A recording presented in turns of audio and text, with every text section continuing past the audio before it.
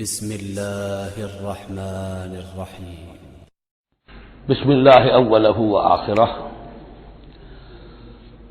سورہ بقرہ کے ترجمے اور مختصر تشریح کے اختتام کے بعد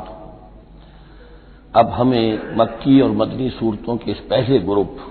میں جو دو جوڑے مدنی صورتوں کے ہیں ان میں سے پہلے جوڑے کی دوسری صورت کا مطالعہ کرنا ہے۔ یہ سورہ آل عمران ہے۔ جیسا کہ اس سے قبل بھی میں آپ کو بتا چکا ہوں کہ جوڑے ہونے کی نسبت یہ ہے کہ ان دونوں چیزوں میں گہری مشابہت بھی ہو، مرد اور عورت بہت مشابہت بھی ہے لیکن کچھ فرق بھی ہو، اور جو فرق ہو وہ ایسا ہو کہ جس سے ایک دوسرے کے لیے کمپلیمنٹری ہو، ایک دوسرے سے مل کر کسی مقصد کی تکمیل ہوتی ہو۔ یہ نسبت زوجیت کی حقیقت ہے۔ اب آپ دیکھیں گے مشابہتیں جو ہیں بہت نمایاں جو سورہ بقرہ میں اور سورہ آل عمران میں ہیں کہ دونوں شروع ہوئی ہیں الف لام میم سے۔ دونوں کے شروع میں قرآن مجید کی عظمت کا بیان ہے، اگرچہ سورہ آل عمران میں اس کے ساتھ ہی تورات اور انجیل کا بیان بھی ہے۔ دونوں کے اختتام پر بڑی عظیم آیات آئی ہیں۔ وہ آیت ہم پڑھ چکے ہیں جو سورہ بقرہ کے اختتام پر آئی ہے،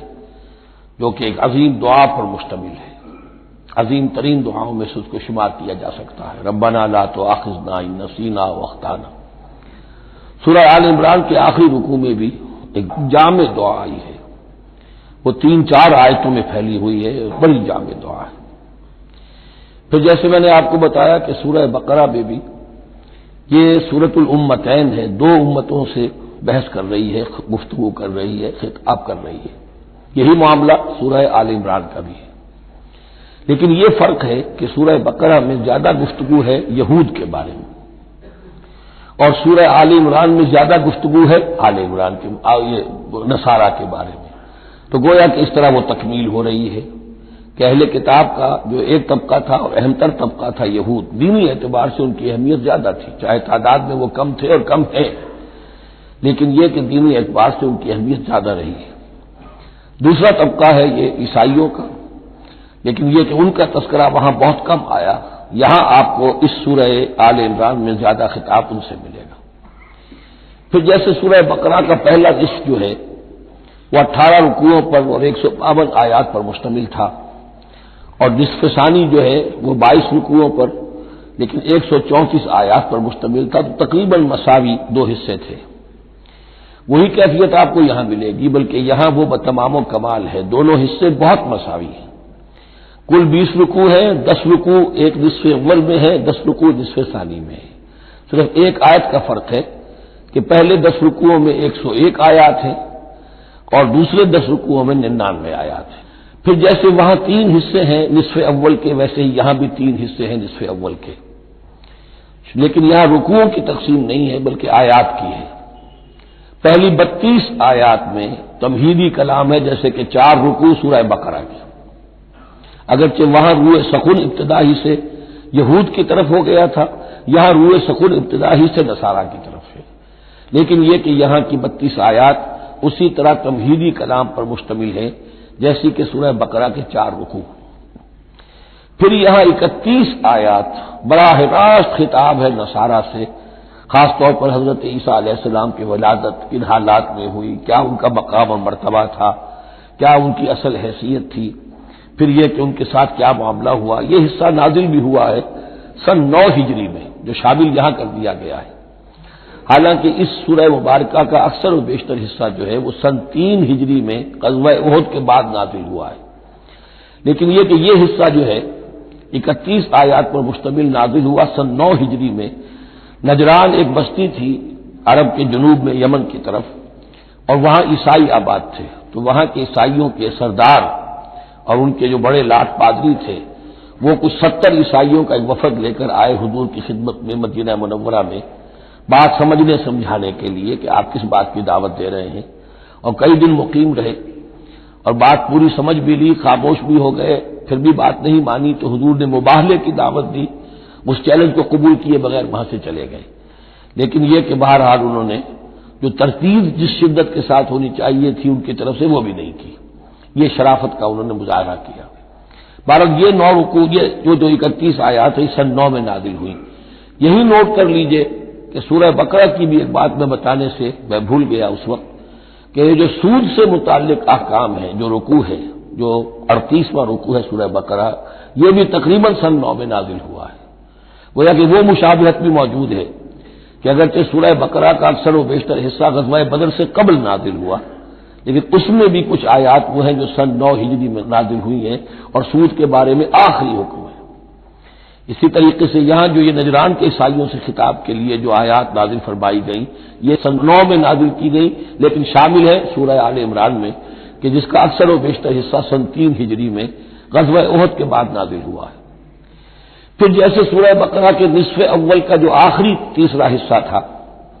وہ 15واں 16واں 17واں 18واں رکوع،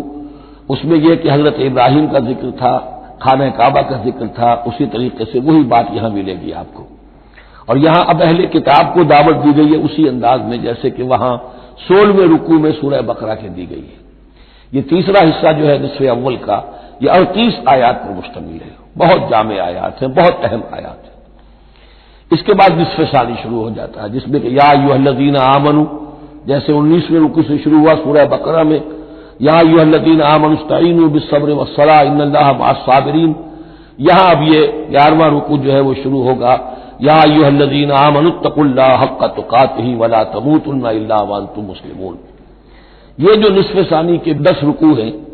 ان کی تقسیم یہاں پر عمودی ہے، افقی نہیں ہے. پھر تقسیم کر سکتے ہیں، پہلے 2 رکوعوں میں زیادہ خطاب مسلمانوں سے ہے اور پھر اگرچہ روئے سخن جو ہے پھر اہل کتاب کی طرف بھی ہے.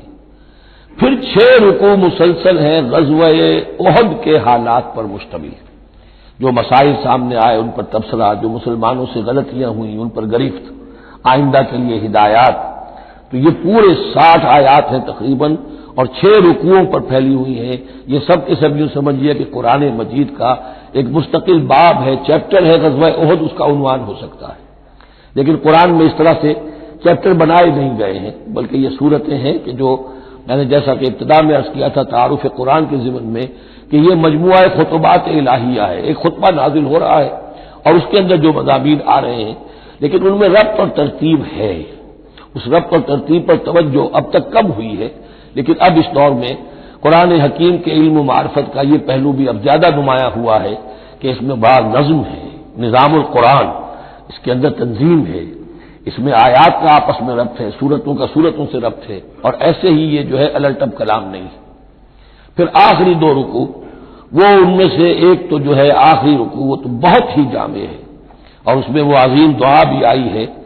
اور فلسفہ ایمان کے بارے میں اہم ترین بحث ہے کہ جو اس مقام پر آئی ہے. اور اس طریقے سے اور جو اس سے پہلے کا رکوع ہے 19واں رکوع وہ بھی در حقیقت کنکلوڈنگ جس کو کہا جاتا ہے سم اپ کرتے ہوئے پوری سورہ مبارکہ کے مضامین کو بڑے جامع مضامین پر مشتمل ہے. تو اس طرح آپ دیکھیں گے اور جگہ جگہ آپ دیکھیں گے کہ بعض اوقات تو الفاظ وہی آ رہے ہیں، وہی انداز ہے. وہاں بھی کہا گیا تھا مسلمانوں تم کہو ہم ایمان رکھتے ہیں اللہ پر اور جو کچھ ہم پر نازل کیا گیا اور جو کچھ ابراہیم پر اور اسحاق پر، وہی آپ کو آیات یہاں بھی ملیں گی. حضرت ابراہیم کا ذکر وہاں یہاں بھی ملے گا. یہود پر ضربت علیہم الذلۃ والمسکنہ والی آیت وہ یہاں بھی آئے گی. ذرا ترتیب کا فرق ہے اور اسی ترتیب کے فرق کی وجہ سے ہمارے قاری صاحب جو ہیں حافظ مقبول صاحب وہ چکر کھاتے رہے ہیں کہ سورہ بقرہ میں وہ اس مقام کو پڑھتے ہوئے اور وہ چلے جاتے تھے سورہ آل عمران میں. تو یہ متشابہ کہلاتے ہیں، قرآن مجید میں متشابہ، اور یہ حفاظ کے لیے مشکل ترین مقام ہوتے ہیں کہ تیزی میں روانی میں وہ اس سے مشابہ جو مقام ہے وہ ادھر منتقل ہو جاتے ہیں. لیکن مضامین کے اندر آپ کو اتنی گہری مناسبت نظر آئے گی کہ جس کو میں نے تشبیہ دی ہے زوجیت، کہ ظاہر بات ہے کہ ہر حیوان کا جوڑا جو ہوتا ہے وہ یوں سمجھیے کہ 90% تو ایک دوسرے سے مشابہ ہوں گے، لیکن یہ کہ ان میں 5-10% کا فرق بھی ہوگا اور وہ فرق بھی ایسا ہوگا کہ جو دونوں کے جمع ہونے سے کوئی نیا مقصد پیدا ہو رہا ہے. اب جیسا کہ آپ کو معلوم ہے تناسل کا معاملہ ہے، اس کے اعتبار سے مرد اور عورت کے جسم میں فرق ہے، لیکن دونوں سے مقصد تناسل جو ہے کہ آگے نسل پھیلے، اولاد ہو، وہ مقصد حاصل ہو رہا ہے، وہ یک طرفہ طور پر حاصل نہیں ہو سکتا. یہ نسبت زوجیت جو ہے قرآن حکیم کی صورتوں میں بتمام و کمال ہے اکثر و بیشتر میں. البتہ ان میں گہرے تدبر کی ضرورت ہے، غور و فکر کیا جائے، سوچ بچار کیا جائے تو پھر اس نظم قرآن کے حوالے سے اضافی معانی، اضافی علم، اضافی معرفت، اضافی حکمت کے خزانے کھلتے ہیں۔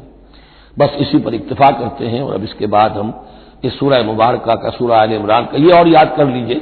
کہ میں نے آپ کو بتایا تھا کہ نبی اکرم صلی اللہ علیہ وسلم نے ان دونوں صورتوں کو ایک نام دیا ہے۔ جیسے آخری جو دو صورتیں ہیں قرآن مجید کی، ان کو ایک نام دیا گیا معوذتین، قل اعوذ برب الفلق، قل اعوذ برب الناس۔ ان دونوں صورتوں کو ایک نام دیا گیا الزہراوین،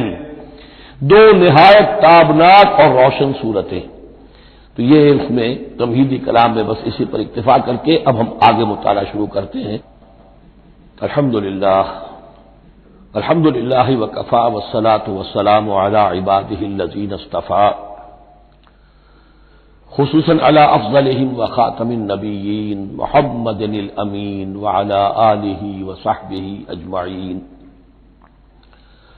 اما بعد فقد قال اللہ تبارک و تعالی کما ورد فی سورۃ آل عمران، اعوذ باللہ من الشیطان الرجیم، بسم اللہ الرحمن الرحیم، الف لام میم، اللہ لا الہ الا هو الحی القیوم، نزل علیک الکتاب بالحق مصدقا لما بین یدیہ وانزل التوراۃ والانجیل